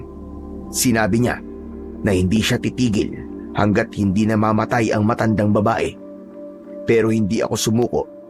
Ginamit ko ang aking kaalaman para saktan ang mangkukulam at sa ganung paraan ay nangako siya na titigilan niya na si Ma'am Elizabeth. Matapos ang lahat ay pagod na pagod ako. Pakiramdam ko ay naubos ang lahat ng lakas ko. Pinagpapawisan ako ng malapot at habol ko ang aking paghinga. Binigyan ako ni Mang Silvano ng isang baso ng tubig na agad ko namang ininom. Karding, ano nangyari? Nagtagumpay ka bang alisin ang kulam? Opo, Mang Silvano. Nangako po, Mang Kukulam. Natitigilan niya na ang inyong asawa. Sa ngayon po, ligtas na po siya. Diyos ko! Maraming salamat, Karding. Pero anong ibig mo sabihin na sa ngayon ay ligtas na siya? Hindi ko po kasi sigurado kung tutupad ang Mang Kukulam sa napag-usapan namin. Kaya wag niyo po munang aalisin ang medalyon sa inyong asawa. Bantayan niyo pa rin po siya. At kung meron kayong napansin na hindi maganda, ay puntahan niyo po kagad ako sa bahay ko. Maraming salamat talaga sa iyo, Karding. Hindi ako nagkamali na sa iyo ko lumapit. Tignan mo si Elizabeth. Kahit papano ay nagkaroon na ng kulay ang kanyang balat. Nabawasan na ang kanyang pamumutla. Ipagdarasal ko po ang tuloy-tuloy niyang paggaling. Mawalang galang na nga po. Makikisali po ako sa usapan nyo. Ibig po ba sabihin yan makukuha na po ni Karding yung kalahating milyong piso? Hoy, Ruelio, ano ka ba? Nakakahiya ka naman. Hindi mo kailangan mahiya, Karding. Yan ang napagkasunduan natin. Kaya dapat lang na makuha mo na ang perang yon. Pero kung ayos lang sa'yo, ay ang kalahati na muna ng kabayaran ang ibibigay ko sa'yo. Pero kapag tuluyan ng gumaling si Elizabeth, ay saka ko ibibigay ang kabuuan. Wala pong problema doon, Mang Silvano. Okay na okay lang po sa akin. Pero bukas ko pa maibibigay sa iyo ang kalahati. Dahil kailangan ko pang mag-withdraw sa bangko. Huwag kang mag-alala. Dahil meron akong isang salita. Isa pa, alam mo naman kung saan ako nakatira. Kung hindi ako tumupad sa usapan natin, ay pwede mo akong puntahan dito. Pero sigurado ako na hindi mo na yung kailangan gawin. Dahil marunong akong tumupad sa aking ipinangako. May tiwala po ako sa inyo, Mang Silvano. Matapos ang lahat, ay nagpaalam na kami kay Mang Silvano. Ihahatid pa sana niya kami, pero tumanggi na ako at sinabi ko na bantayan na lang niya ang kanyang asawa. Maya-maya pa, ay naglakad na kami ni Rogelio papunta sa sakayan ng tricycle. Pare, talaga nagtiwala ka dun sa Silvano na yon? Baka mamaya hindi niya ibigay sa iyo yung pera bukas. Ano ka ba, Rogelio? May tiwala ako sa kanya. Mukha namang maayos siyang kausap Sa kung hindi siya tutupad sa napag-usapan natin, aba, Diyos nang bahala sa kanya. Pero sana naman, totoong magbabayad siya para makabayad na rin kayo sa kailangan niyong bayaran sa bangko. Sana nga, pare. Sana nga.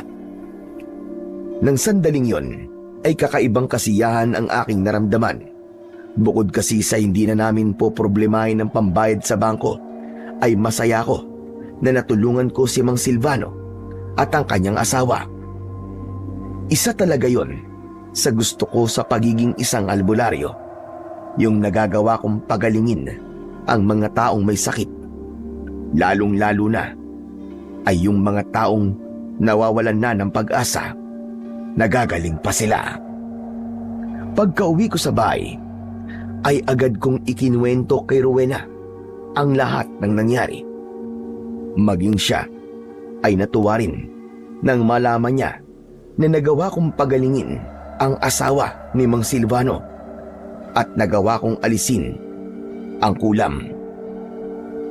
Alam mo, sa totoo lang, hindi talaga ako nagduda na mapapagaling mo siya. Kasi alam ko naman ang kakayahan mo.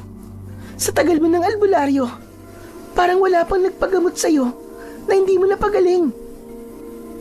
Pero alam mo, mahal, sa totoo lang, nahirapan talaga ako sa asawa ni Mang Silvano. Naramdaman ko kasi talagang malakas yung mangkukulam. Aba, kahit ako, hindi ako makapaniwala na natalo ko siya. Yung pera, mahal ko, nakuha mo na ba? Hindi pa Ang sabi kasi sa akin ni Mang Silvano, kailangan pa niyang magpunta sa bangko para mag-withdraw. Bukas pa siya pupunta rito para ibigay yung kalahati ng bayad niya. Ha? Kalahati? Bakit kalahati lang? Paunang bayad pa lang kasi yun. Pero kapag tuluyan ng gumaling ang asawa niya, ibibigay niya kagad yung kulang. Ayos lang naman yun eh. Kasi kailangan pa rin bantayan ng asawa ni Mang Silvano ng ilang araw. Kapag wala na nangyaring masama sa kanya at wala nang senyalis na kinukulam siya, ibig sabihin nun, buo na nating makukuha ang kalahating milyon. Diyos ko, maraming salamat po at hindi niyo po kami pinapabayaan. At salamat din sa iyo, Karding. Dahil ikaw ang dahilan kung bakit mareresolba na ang problema natin. Hindi ba sabi ko naman sa'yo, ay huwag tayong mawalan ng tiwala sa nasa itaas. Tignan mo, yung akala natin na wala ng solusyon sa problema nating to, pero bigla na lamang dumating sa buhay natin si Mang Silvano. Di ba? Kumikilos talaga ang Diyos sa hindi natin inaasahang paraan. Di naman ako nawalan ng tiwala sa Panginoong Diyos eh.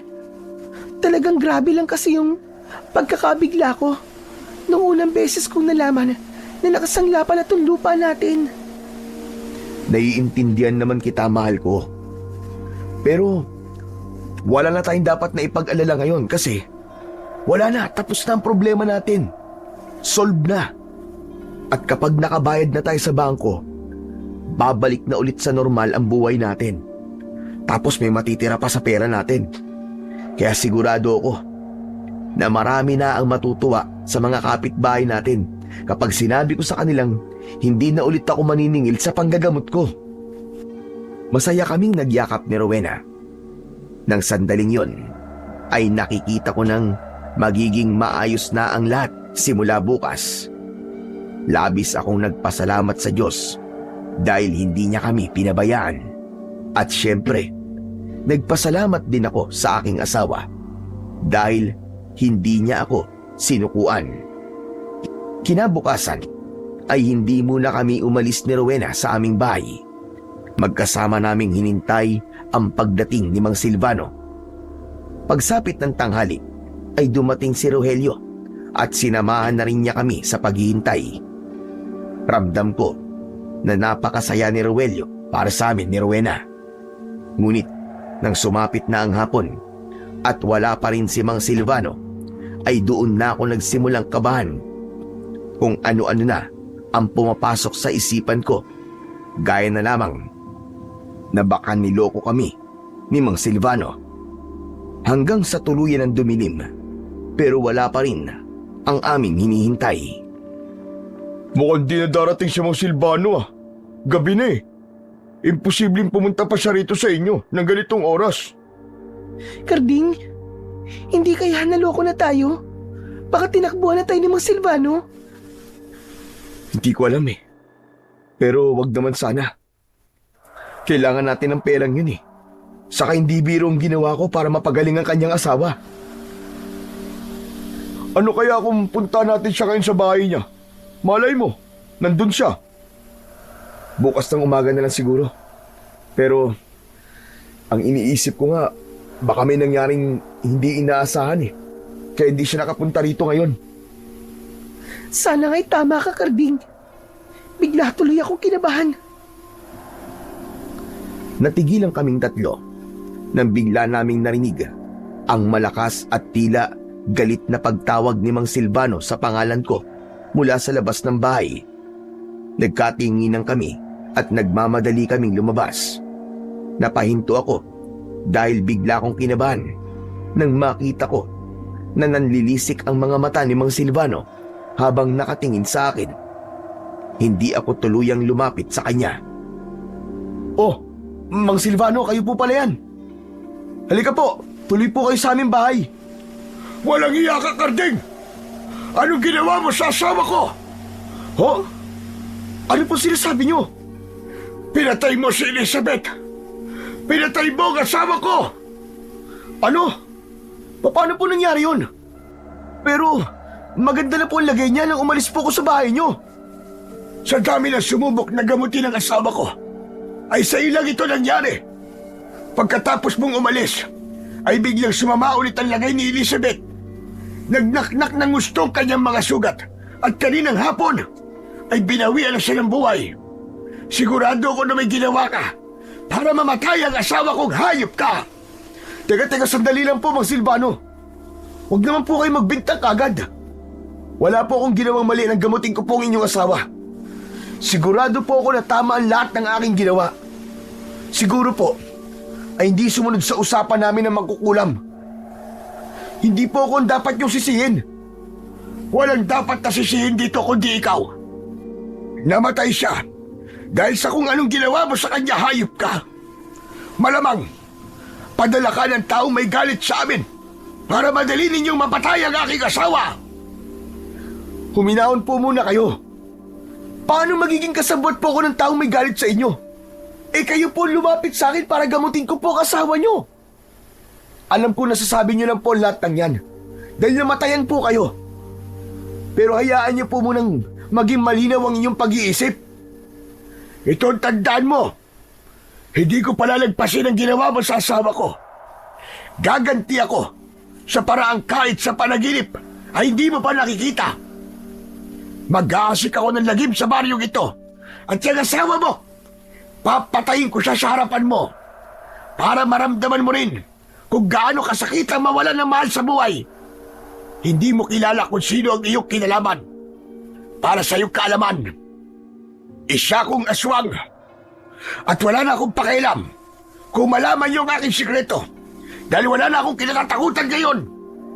Kinuha mo ang buhay ng aking asawa, Kardeng. Kaya dapat lang nakunin ko ang mga buhay ng taong mahalaga sa'yo.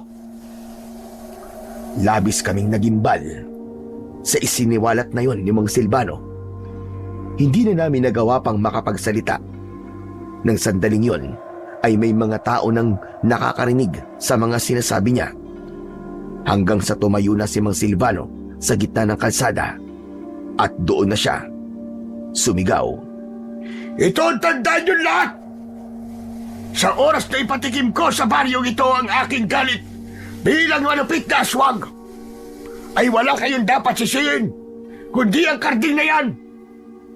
Pinatay niya ang aking asawa, kaya nararapat nga bang nagumanti ako sa madugong paraan. Matapos yung sabihin ni Mang Silvano, ay nagmamadali siyang umalis. Pinagtinginan siya ng mga tao sa aming baryo at pagkatapos ay sa akin naman sila tumingin. Nagmamadali na akong pumasok sa bahay at agad na sumunod sa akin ang asawa kong si Rowena at ang kaibigan kong si Roelio. Anak ng putya, ano nangyari? Bakit ganun? Bakit namatay ang asawa ni Mang Silvano? Ang ganda ng lagay niya nang iniwanan ko siya eh. Teka. Ang ibig bang sabihin nito hindi niyo na makukuha ang bayad na kalahating milyon? Ano ka ba naman, Roelio? May malaki na nga kaming problema tapos pera pa rin ang iniisip mo. Pambihira ka naman. Hindi lang natin to problema, Rowena. Problema din ito ng buong baryo. Nakita mo naman. Galit na galit si Mang Silvano sa akin. At idadamay niya kayo at ang lahat ng tao dito sa baryo natin. Tapos, isa pa pala siyang aswang. Anak ng putya, kung minamalas ka nga naman, oo. Ano ba ito nangyayari sa atin? Teka, Karding, uminahon ka. Baka naman sinasabi lang niya yun para takutin ka. Hindi, Roelio, hindi. Nararamdaman ko seryoso talaga siya. Ngayon ko lang din napagtanto kung bakit sinabi sa akin ni Mang Silvano na maraming tao ang galit sa kanila ng kanyang asawa. Siguro, ang mga taong yun ay ang alam na aswang silang mag-asawa. Kinulam ang asawa niya bilang paghihiganti ng mga taong yun. Yun ang naiisip ko. Pero Karding, ano nang gagawin natin ngayon? Nakakatakot naman pala yung Mang Silvano na yun. Porke ba ikaw ang gumamot sa asawa niya? Ay ikaw na kagad ang sinisisi niya sa pagkamatay nun? Ganun talaga, Rowena. Nawalan kasi siya ng mahal sa buhay at mas nangingibabaw ang galit sa puso niya. Naghanap siya ng masisisi at ako ang naisip niya nasisihin. Diyos ko, Anong gagawin ko? Ipagdasal na lang natin na malinawan kahit papano ang isip ni Mang Silvano at huwag niyang ituloy ang kanyang masamang banta. Kahit nalaman kong aswang si Mang Silvano, ay ramdam ko pa rin na meron pa rin siyang kabutihan sa puso niya. Sa gabing yon, ay nagsaboy kami ng asin sa paligid ng aming bahay. Nagsabit din kami ng maraming mga bawang sa bintana at pinto bilang proteksyon sa aswang. Hindi kasi namin pwedeng baliwalain ang banta ni Mang Silvano. Kung totoo ngang aswang siya, ay kailangan naming mag-ingat, lalo na't hindi namin alam kung kailan siya aatake. Makalipas ang ilang araw, ay kumalat sa buong baryo namin ang balita na maraming mga alagang hayop gaya ng manok at baboy ang natatagpuang walang buhay. Naging bulong-bulungan sa mga umpukan ang tungkol kay Mang Silvano. May nagsabi na si Mang Silvano ang may kagagawa nun dahil inamin ito sa lahat na isa itong mabangis na aswang at sasalakay ito sa aming baryo dahil pinatay ko ang asawa nito. Hanggang sa nakarating na sa amin ni Rowena na isang pamilya ang pinasok ng aswang. Mabuti na lamang at nagawang makaligtas ng pamilyang yon dahil nakahingi sila ng saklolo sa kanilang kapitbahay. Isang umaga, habang nag-aalmusal, ay napag-usapan namin ng asawa kong si Rowena ang hindi magandang nangyayari sa aming lugar. Dulot ng aswang. Ngayon, sigurado na tayo na isang ang aswang si Mang Silvano. Malinaw na siyang sumalakay dun sa isang pamilya dito sa atin. Karding, natatakot ako. Baka sa susunod na gabi o mamayang gabi ay tayo naman ang salakayin ni Mang Silvano. Hindi ba? Sinabi niya sa'yo na papatayin daw niya ako. Hindi ako papayag na mangyari yan, Rowena. Kung kinakailangan labanan ko siya, ay lalabanan ko siya. Alam kong nasasaktan siya sa pagkamatay ng asawa niya. Pero mali na gumanti siya sa atin.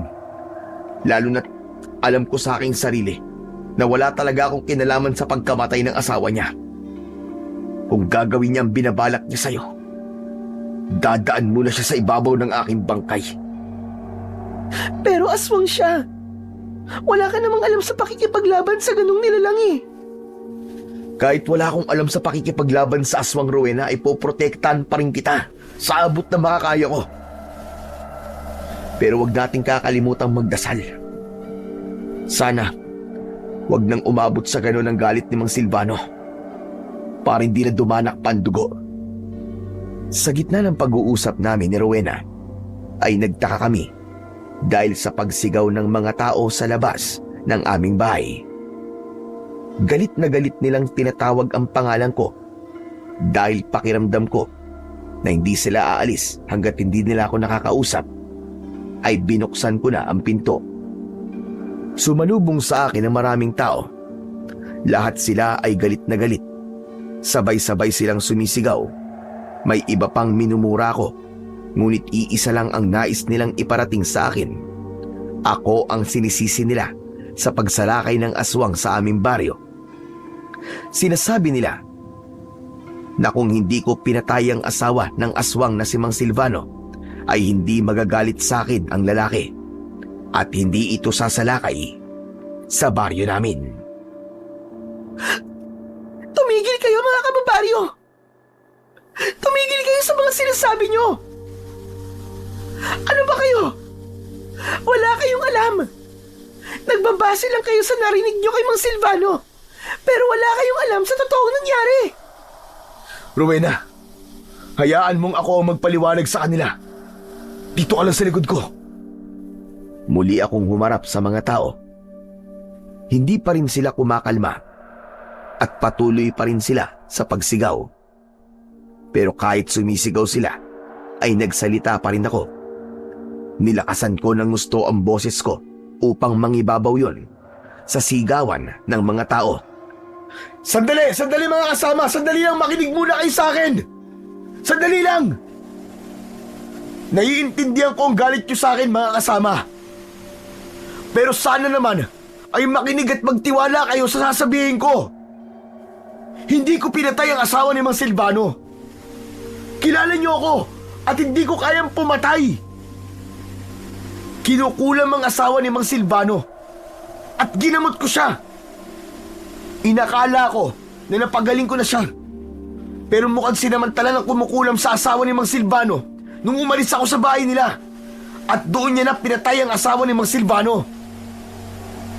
Pero mga kasama, huwag kayong mag-alala. Kung iniisip nyo na ako ang punot dulo ng problemang ito, ay ako na ang gagawa ng solusyon.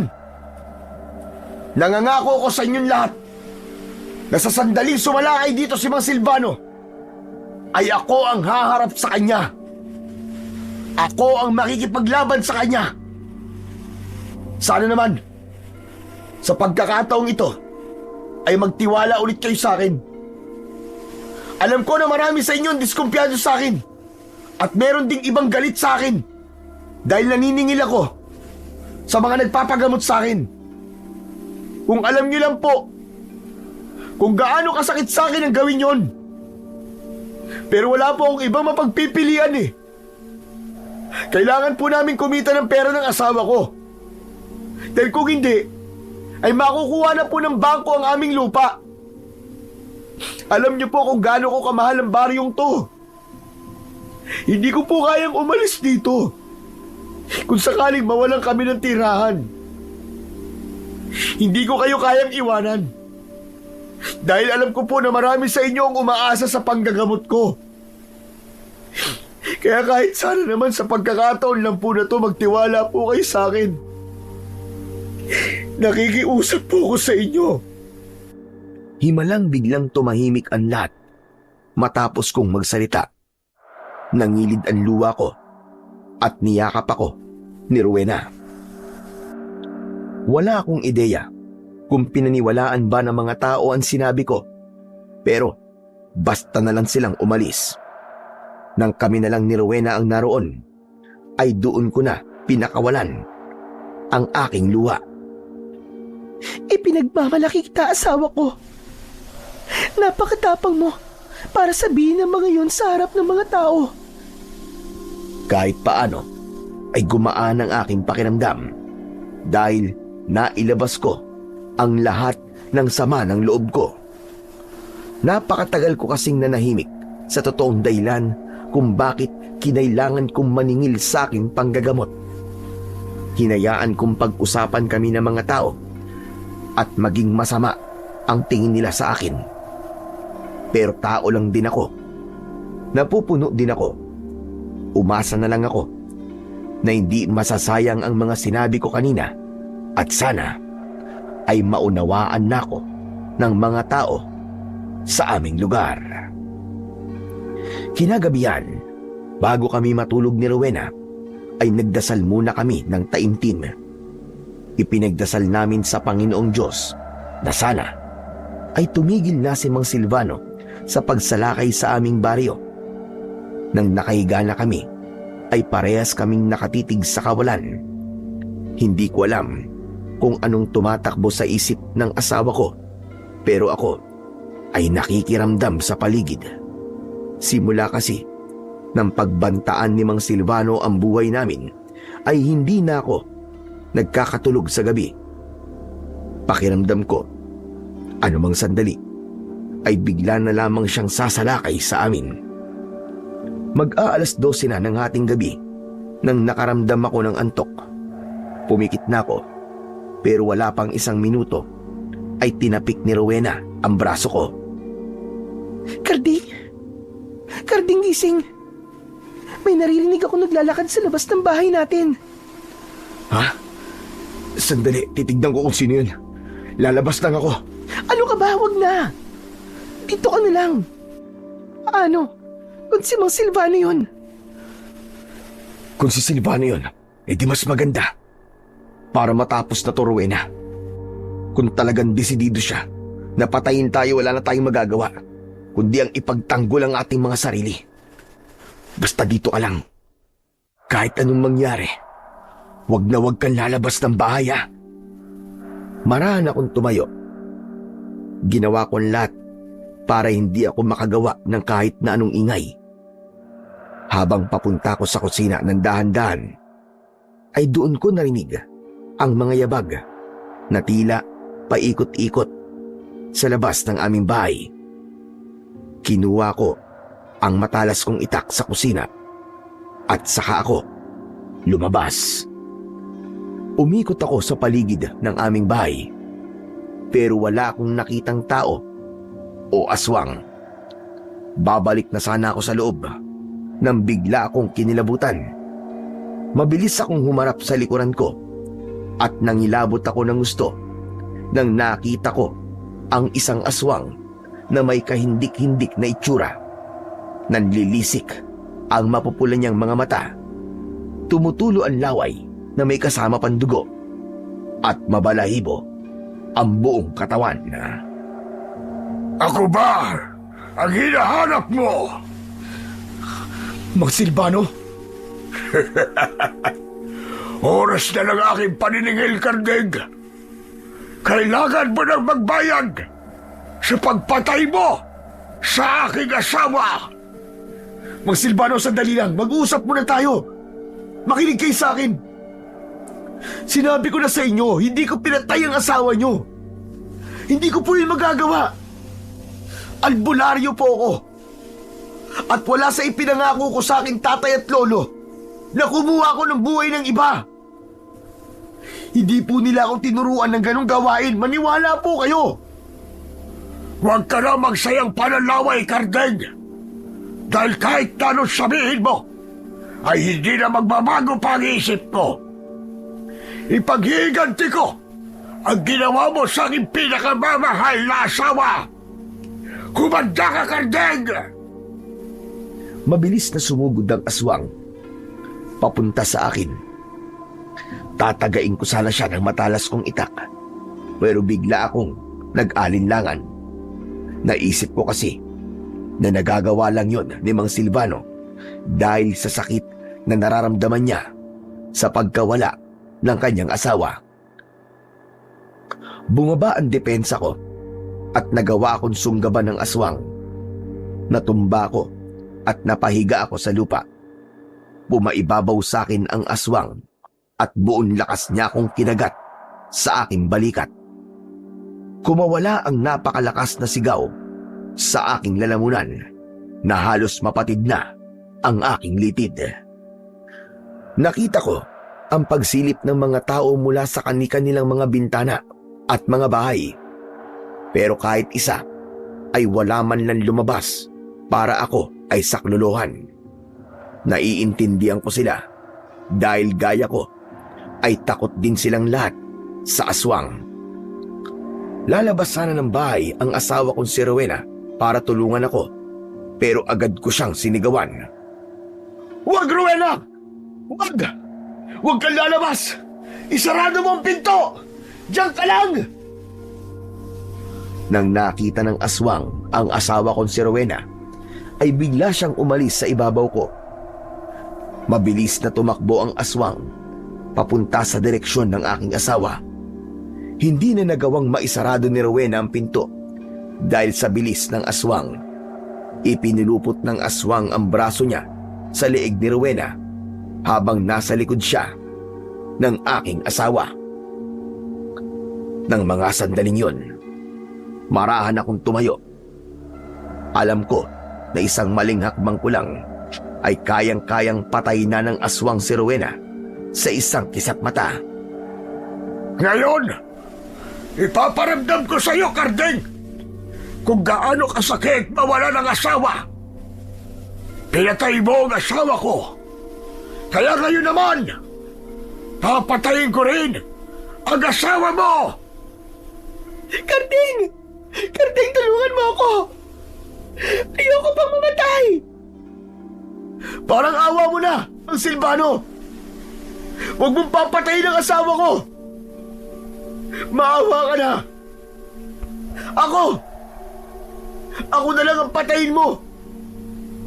Total, di ba iniisip mo naman? na ako ang pumatay sa asawa mo. Ako na lang ang patayin mo. Huwag ang asawa ko. Hindi. Hindi, Karding. Hindi kita kailangan patayin. Ang gusto ko ay mabuhay kang kagaya ko na araw-araw nakakaramdam ng sakit. Dahil kapag pinatay kita, walang silbi ang pagpatay ko sa asawa mo. Makinig ka sa akin. Hindi ko pinatay ang asawa mo, Mang Silvano. Ginawa ko po ng tamang panggagamot ko sa kanya. Kung namatay man siya, yun ay dahil sa kumukulam sa kanya. Ang kasalanan ko na siguro ay naging kampante ako at inisip kong ayos na si Ma'am Elizabeth. Alam ko po na mayroong kabutihan sa puso nyo. Naramdaman ko po yun nung unang beses na nagpunta ako sa bahay nyo. Manahimik ka!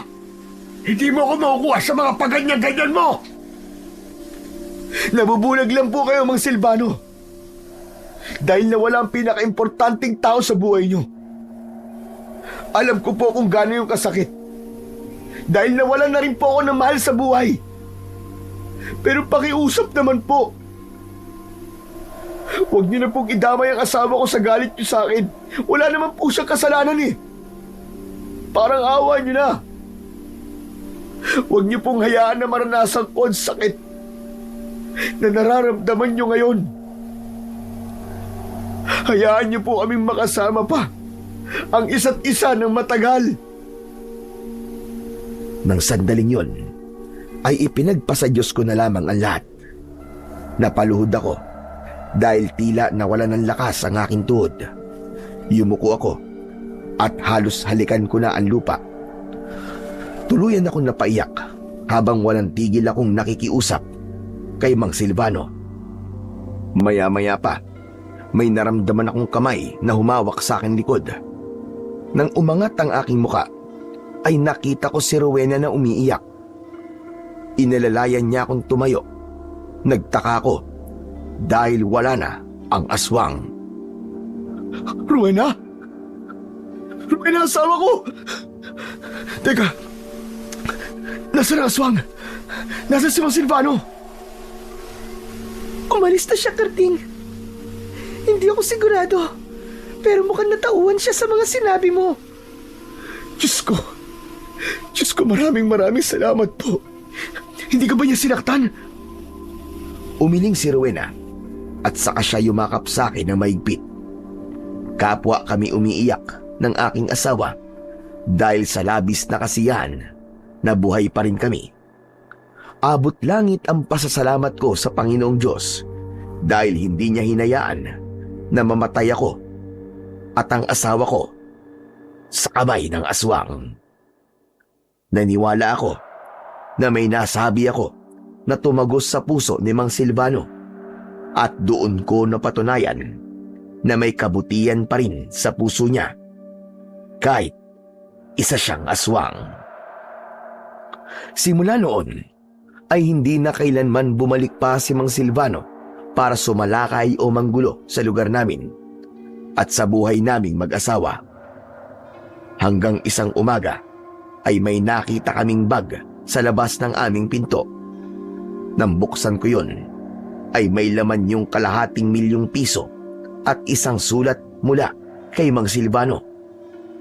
Humingi siya ng tawad at malinaw niyang sinabi na napagtanto niyang wala akong kasalanan sa pagkamatay ng asawa niya. Nangako rin siya na hindi na niya kami guguluhin kailanman.